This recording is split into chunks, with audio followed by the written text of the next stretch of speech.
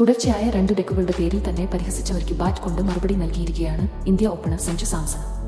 South ആഫ്രിക്കയുമായുള്ള 4ാമത്തെയും അവസാനത്തെയും മത്സരത്തിൽ മലയാളി താരത്തിന്റെ അഴിഞ്ഞാട്ടം തന്നെയാണ് കണ്ടത്. പേസ്, സ്പിന് വ്യത്യാസമില്ലാതെ സൗത്ത് ആഫ്രിക്കൻ ബൗളർമാരെ സഞ്ജു തല്ലിപ്പെരുവമാക്കുകയായിരുന്നു. വെറും 28 ബോളുകളിൽ നിന്നാണ് അദ്ദേഹം തന്റെ 50 പൂർത്തിയാക്കിയത്. വ്യക്തിഗത സ്കോർ 46 നിൽക്കെ സിക്സർ പായിച്ചാണ് സഞ്ജു വീണ്ടും ഒരു 50 കണ്ടെത്തിയത്.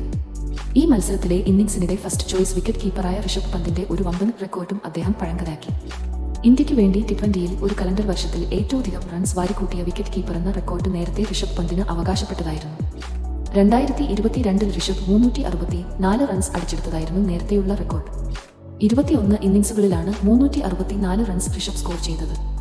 ഇതാണ് സഞ്ജു പഴങ്കഥയാക്കിയത്.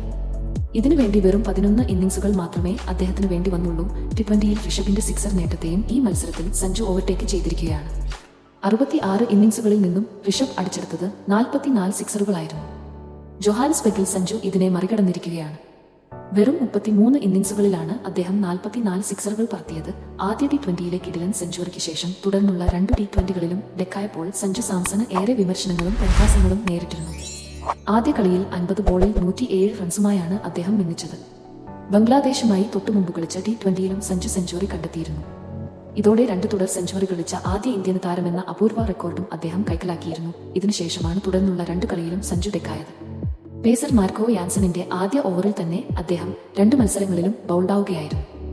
ഇതോടെ 4ാം T20 സഞ്ജുവിന് നിർണായകവുമായി മാറി. ഈ കളിയിലും ഫ്ലോപ്പായിരുന്നെങ്കിൽ അദ്ദേഹത്തിന് T20 ടീമിൽ സ്ഥാനം നിലനിർത്തുക കടുപ്പവുമായി മാറിയേനെ. എന്നാൽ തീപ്പൊരി പ്രകടനവുമായി സഞ്ജു ഗംഭീര തിരിച്ചുവരവ് നടത്തുകയായിരുന്നു.